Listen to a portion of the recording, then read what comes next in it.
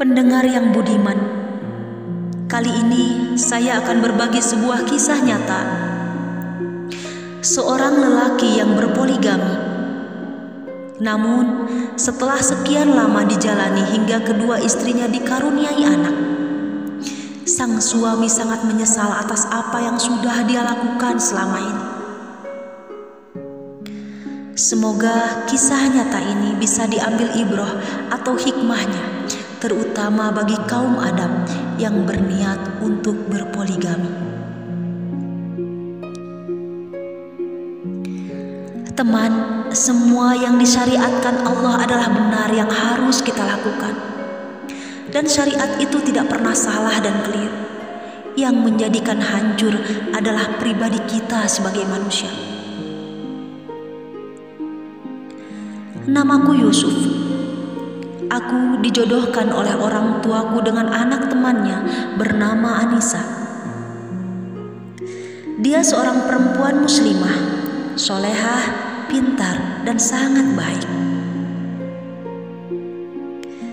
Namun tidak mudah bagiku untuk menjalani sebuah hubungan yang tanpa saling mengenal terlebih dahulu. Namun aku terus mencoba dan menjalani rumah tanggaku dengan Anissa. Sikap dan akhlaknya membuat aku semakin jatuh cinta padanya. Dan akhirnya kami pun hidup bahagia, dan kebahagiaan kami terasa lengkap dan sempurna kala kami sudah dikaruniai 3 anak yang tumbuh dengan sehat dan baik. 2 anak laki-laki dan 1 anak perempuan. Namun di tengah kebahagiaan yang kurasakan, hatiku diuji oleh Allah sehingga aku jatuh hati pada seorang gadis yang sangat cantik dan menarik, dan tentu lebih muda dari istri. Dia bernama Khadijah. Yang lebih membuatku semakin kuat dan yakin untuk menikahi Khadijah adalah di samping parasnya yang begitu cantik, menarik, dia pun berpendidikan. Jadi tak kuragukan niatku untuk menikahinya, dan dia pun berkenan dijadikan istri keduaku.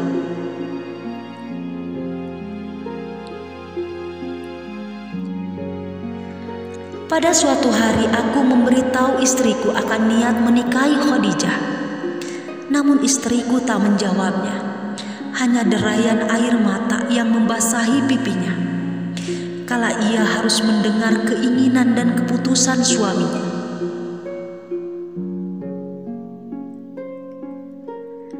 Aku tak sedikit pun memperdulikan tangisan atau perasaan yang istriku rasakan saat itu. Yang ada dalam pikiranku, aku bisa memiliki keduanya, dan aku berharap suatu saat istriku akan menerima dan bisa menjalani semuanya dengan baik.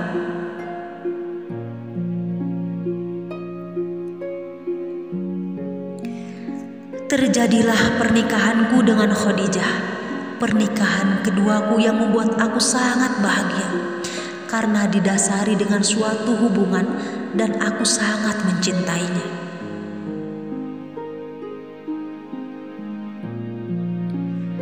Kehidupan baru pun telah kami jalani, yang awalnya agak sedikit mengalami kesulitan. Namun seiring berjalannya waktu, kami semua baik-baik saja. Hanya saja Anissa, istri pertamaku, sedikit berubah.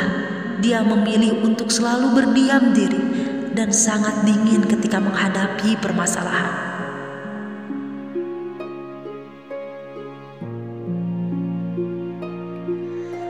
2 tahun lamanya aku bina rumah tanggaku bersama Khadijah dan dikaruniai seorang putri cantik yang sekarang usianya 4 bulan.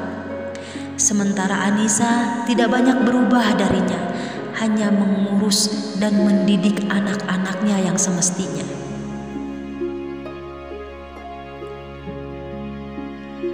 Hari berlalu begitu cepat, ada rasa bosan dan jenuh terlintas dalam pikiran.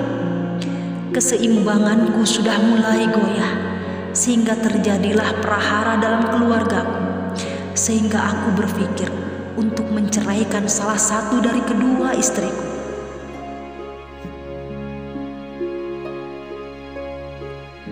Akhirnya terjadilah sebuah pertengkaran antara aku dan Anissa, yang mungkin kekesalan Anissa yang selama ini dia rasakan, rasa sakit hati yang selama ini dia simpan dan dia pendam, sehingga dia selalu memilih untuk berdiam, pecah pada malam itu. Sehingga akibat dari pertengkaran itu, ku jatuhkan talak pada Anissa.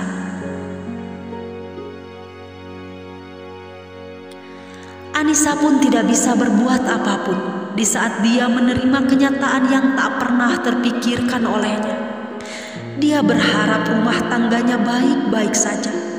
Dia pun berharap rumah tangganya akan kekal sampai maut memisahkan. Rumah tangga yang dapat menciptakan bait di jannati telah sirna dalam sekejap. Namun apa daya Anissa? Dia seorang wanita yang tak mampu menolak akan kenyataan yang harus ia terima, walau lebih sakit yang pernah dia rasa.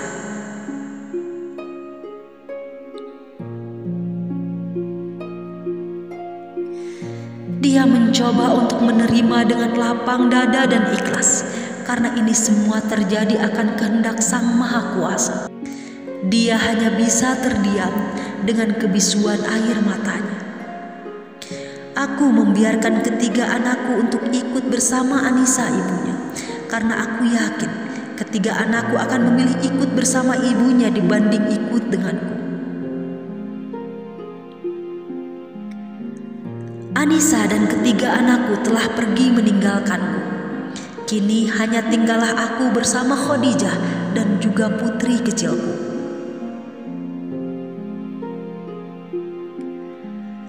Tahun ke tahun telah kami lewati. Rumah tanggaku pun dengan Khadijah mulai goyah. Sebenarnya kehidupan kami terbilang bahagia, namun sifat manja dan terlalu ambisius kala dia menginginkan sesuatu, itu yang membuat aku merasa tidak nyaman dengannya.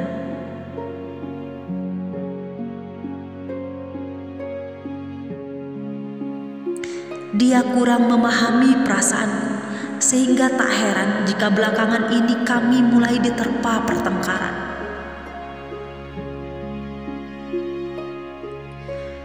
Suatu hari kami bertengkar dengan hebatnya sehingga membuat aku enggan dan malas untuk pulang ke rumah. Aku masuk pada suatu masjid, kularutkan diri dalam sholat, kuadukan semua pada Sang Pencipta. Dan setelah aku sholat dan berdoa, wajah ketiga anakku juga Anissa memenuhi bayangan. Tapi di mana mereka sekarang? Tanyaku dalam hati.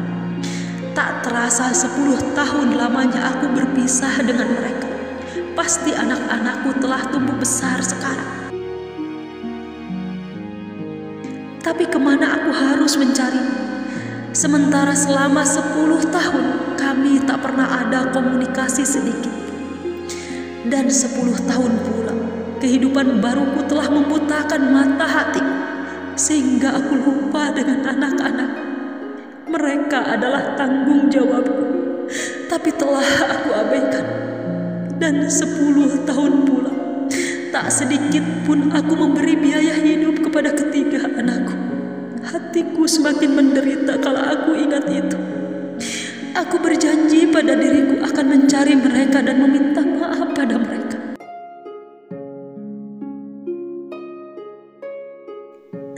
Aku terbangun di saat aku mendengar berkumandangnya azan subuh, yang ternyata aku ketiduran di hamparan sajadah yang dipakai sholat malam tadi. Aku bergegas bangun dan mengambil air wudhu untuk menjalankan sholat subuh. Setelah selesai sholat berjamaah, aku tekadkan untuk mencari anak-anak. Walau pagi itu hujan sangatlah lebat, namun tak sedikit pun menyurutkan langkah dan niatku untuk mencari mereka. Kususuri jalan dan kota. Aku bertanya kepada siapapun yang kujumpai, namun tak ada satupun yang mengetahui keberadaan mereka. Aku tanyakan pada sanak saudaranya, dan juga teman-temannya. Hasilnya pun sama, mereka tetap tidak mengetahui pula.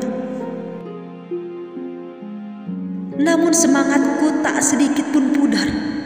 Rasa bersalah yang membuat aku kuat untuk terus mencari keberadaan mereka. Mereka semua hilang bak ditelanmu. Di manakah mereka, ya Allah? Berikan petunjuk dan kemudahan untuk mencari anak.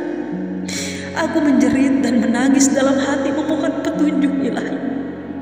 Aku semakin ketakutan kala harus mendapatkan kabar yang tak aku inginkan. Sementara di sisi lain, aku harus hidup dengan Khadijah dengan berjuta tuntutan. Aku telah mengabaikan perempuan yang tulus mencintai dan menerima segala kekurangan. Namun aku telah menceraikannya dan membiarkannya pergi dari kehidupan demi seorang wanita yang sekarang membuat aku tak nyaman bersamanya. Hari demi hari telah melewati, bulan demi bulan telah berlalu. 5 bulan lamanya aku mencari keberadaan, namun tak juga ada kabar beritanya. Hingga pada suatu hari seorang ustadz yang tak lain adalah sahabatku sendiri mendekatiku dan bertanya padaku, "Yusuf, bagaimana pencarian? Apakah kamu sudah menemukan Anissa dan ketiga anakmu?" Aku pun menggelengkan kepala dengan dibarengi tetesan air mata. Aku tak kuat menahan air mata kerinduan dan air mata penyesalanku selama ini. Lalu ustadz itu melanjutkan perkataannya, "Yusuf, kamu jangan khawatir. Insya Allah mereka akan baik-baik saja."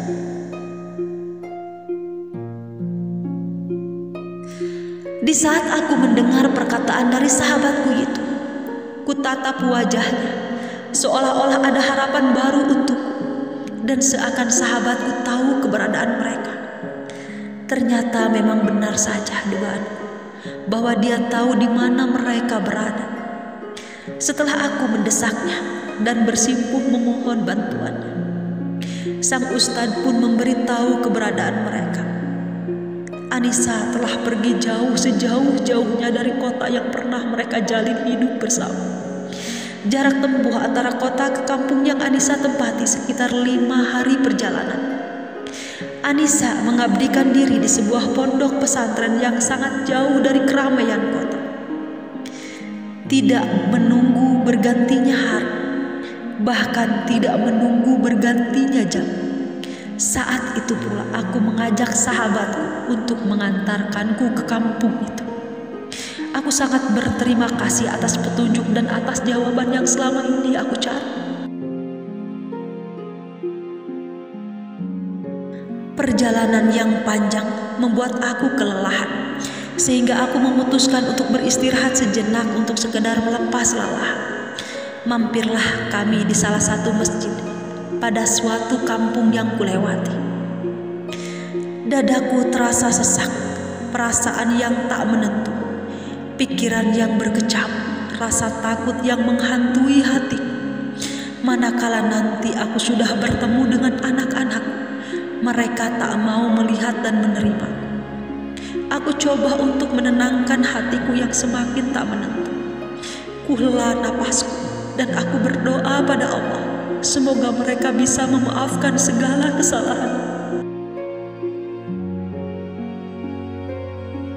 Walaupun mereka tidak menerima dan memaafkanku, aku akan ikhlas, karena semua adalah kesalahan.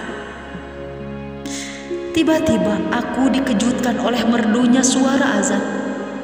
Hilanglah lamunan yang dari tadi berkecamuk dalam batinku. Air mataku menetes membasahi pipi. Azan maghrib telah berkumandang. Aku pun memutuskan untuk bermalam di masjid yang ada di kampung tersebut. Dan esok hari akan kulanjutkan kembali perjalananku.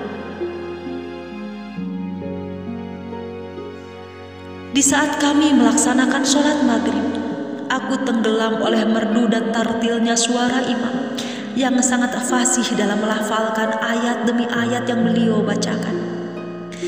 Setelah selesai sholat maghrib, aku pun mengikuti kajian singkat dari sang imam tentang hargailah orang yang selalu bersama kita. Setiap ucapan atau kajian yang imam sampaikan benar-benar membuat hatiku teriris.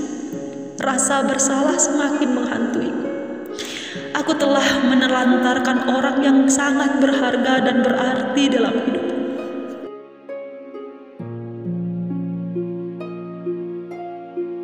Setelah selesai mengikuti tausiah singkat dari sang ustadz, mereka berdua bermalam di masjid itu. Azan subuh pun berkumandang. Kami segera bangun untuk melaksanakan sholat subuh. Namun sebelum sholat subuh dimulai, sahabatku yang telah mengantarku dia memberitahuku bahwa pagi ini, insya Allah aku akan bertemu dengan putra pertamaku. Seusainya sholat, aku berdoa dan memohon kepada Allah supaya aku dipertemukan dengan Anissa dan ketiga anak-anak, sambil meneteskan air mata yang tak kuat lagi untuk aku menahan. Suara imam yang mampu menggetarkan hatiku dan para jamaah juga seluruh muslimin yang mendengarkannya. Merdunya suara imam mampu memecahkan tangisan untuk kami semua. Sungguh suatu kampung yang penuh dengan kedamaian dan jauh dari kebisingan dunia.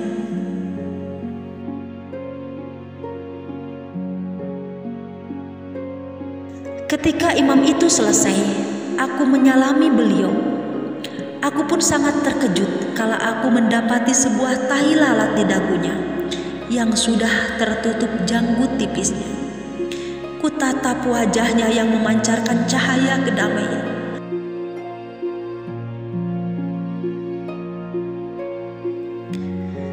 Aku teringat pada putraku yang mempunyai ciri yang sama. Aku salami imam itu yang semenjak malam tadi membuat aku menangis dengan tausiah yang beliau sampaikan. Dan dengan merdunya setiap ayat demi ayat yang beliau bacakan. Sambil ku salami, aku coba beranikan diri untuk bertanya siapa nama ustadz itu. "Ustadz, boleh aku tahu siapa namamu?" Ustadz itu tersenyum dengan indahnya sambil menjawab, "Namaku Rahmat Nur Yakin." Aku sontak terkejut mendengar nama ustadz itu yang namanya sama dengan putra. Aku pun melontarkan pertanyaan kedua, "Boleh ku tahu siapa nama ibumu?" "Ibuku Anissa, Pak." Aku pun tak kuasa mendengar jawaban itu. Aku menangis di depan ustadz tampan tersebut. Sang ustadz bertanya, "Bapak kenapa menangis?" Namun aku tak menjawab pertanyaannya. Tapi aku malah kembali memberi pertanyaan yang ketiga kalinya. "Siapa nama ayahmu, Ustadz?" Sang ustadz berdiam dan kulihat dia meneteskan air matanya. "Ayahku Yusuf, tapi aku tak tahu bagaimana kabarnya. Karena 10 tahun setelah ayah dan ibu bercerai, kami tak pernah bertemu. Bahkan tak pernah komunikasi walau lewat telepon sekalipun." Mendengar ketiga jawaban itu, sang ayah memeluk ustadz itu yang tak lain adalah putranya sendiri.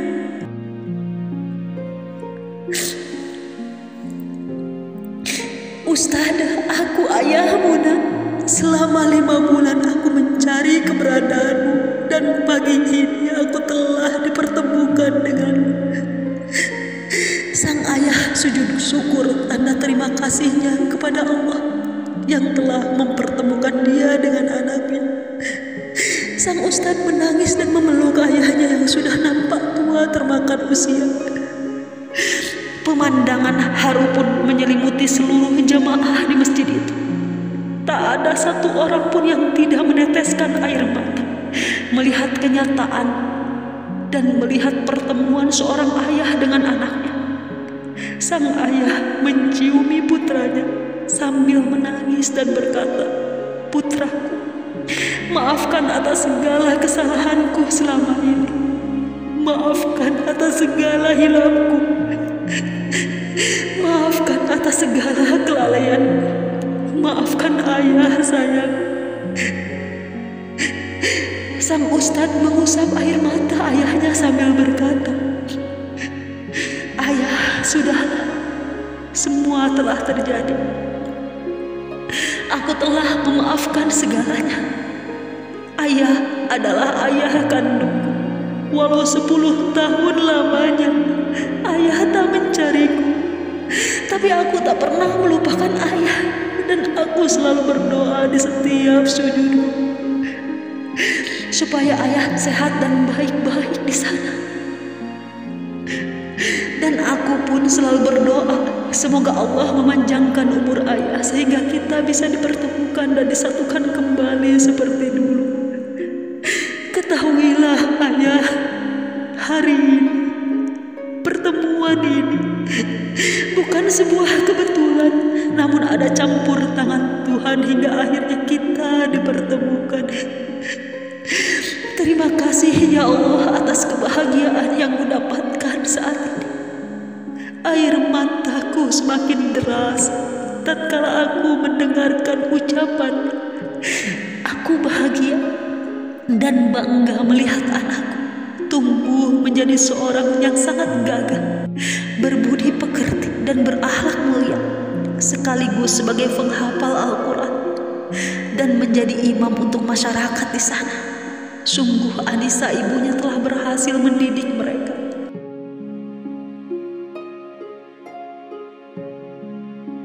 Aku teringat pada Anissa dan kutanya pada Rahmat, "Mat, gimana kabar ibu dan adik-adik?" Dengan sopan dan sangat lembut, Ustadz Rahmat menceritakan perjalanan hidup yang mereka lewati selama ini. Sambil bercerita, air mata Ustadz Rahmat selalu menetes membasahi pipinya, mengingat perjuangan ibunya yang tak pernah mengenal lelah, mendidik, membesarkan ketiga anaknya tanpa sosok seorang suami, tanpa sosok seorang ayah bagi anak-anaknya. Tentu semua itu ibu jalani sangatlah tidak mudah. Namun aku tak pernah mendengar keluh kesah dari mulut ibu sedikit pun, ujar Ustadz Rahmat sambil sesekali mengusap air matanya. Ibu membesarkan dan mendidik kami dengan ilmu dan mendidik kami untuk lebih mencintai Allah. Dan ibu memberi kami makan dari hasil cuci piring di pondok ini. Selain ibu ikut mengajar, ibu pun sambil bekerja demi menghidupi kami. Dan ibu tak pernah mengajarkan kami untuk membencimu, ayah. Rasa bersalah kembali menyelimuti batin. Dan aku mohon kepada anakku untuk mempertemukan aku dengan ibu dan juga adik-adik. Rahmat pun mengajak ayah menemui ibu dan adiknya di pondok. Aku menangis kuat di saat melihat mantan istri juga semua anakku yang tumbuh dengan ilmu. Aku memohon maaf pada mereka semua. Mereka pun memaafkan kesalahan. Aku bisa tenang sekarang setelah aku dapatkan maaf dari mereka. Dan aku berkata sebelum aku kembali, izinkan aku bisa sholat berjamaah dengan kalian. Permintaan ayahnya disetujui oleh mereka. Dan Anissa pun tidak keberatan akan hal itu. Dan ayahnya menyuruh anak pertamanya menjadi imam. Setelah selesai sholat, kami salami ayah kami. Namun kami melihat wajah ayah sangat pucat sekali. Lalu ayah terjatuh di pangkuan kami. Kami semua menangis melihat ayah. Dan kami akan membawa ayah ke rumah sakit. Namun tangannya menghentikan kami. Anak-anak dan juga Anissa, aku tenang sekarang. Kalian telah memaafkan kesalahan. Kalian telah menyambutku. Kalian sudah berkenan menemuiku. Terima kasih atas segalanya. Aku bangga dengan kalian semua. Anissa, aku sangat berterima kasih padamu yang telah mendidik anak kita dengan sangat baik. Anissa pun menganggukkan kepalanya. Terima kasih Anissa. Yusuf memanggil temannya dengan nada yang sangat lemah sekali. Sahabatnya pun menghampirinya. Lalu Yusuf berkata, "Sahabatku, maukah kamu menikahi Anissa dan menjadi ayah dari anak-anakku?" Sang ustadz melihat Anissa dan melihat ketiga anak sahabatnya. Lalu dia menganggukkan kepala tanda persetujuannya. Karena semenjak istrinya meninggal dunia, dia hidup sendiri dan hanya mengabdikan dirinya pada masyarakat. Ketika Yusuf menyampaikan wasiat terakhir, Yusuf pun menghembuskan napas terakhir. Dan akhirnya Anissa beserta Ustadz yang merupakan sahabat dari mantan suaminya hidup bahagia. Cinta lillah wa rasulillah. Sahabat, ambil hikmah dari kisah nyata ini. Jangan pernah kamu sia-siakan orang yang tulus mencintai.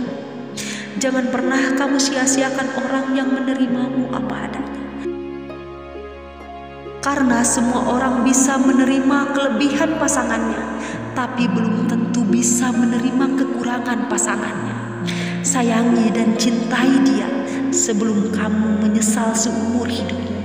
Terima kasih, semoga bermanfaat.